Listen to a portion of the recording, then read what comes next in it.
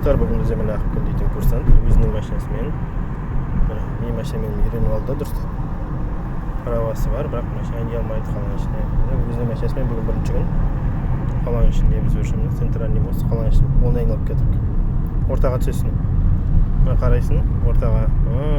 Біздің полоса тіке кетеді, мына полоса оңға бұрылады, анау тіке солға бұрылады, қарашы.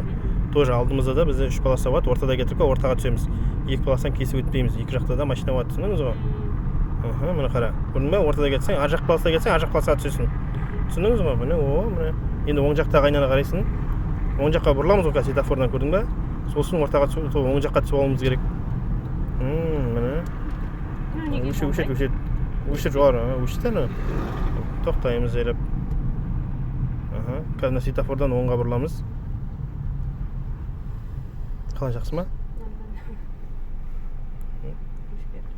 Кетікше жасыл жанды, Нива ұқсап бұрыламыз, ақ машина ұқсап мәні. Оңға бұрылатын кезде машина оңға қарай таққан машина айттым ғой кеше. Күтті, солға ортамен жүресің де, резкі бұрмайсың, тормозбен бұрыламыз, алдымызда пешеход болып қалуы мүмкін.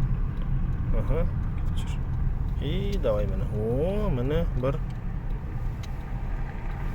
Әдемі, мәні қараңыздаршы достар, өзі істесі отыр бәрін дейді. Мықты, әдемі.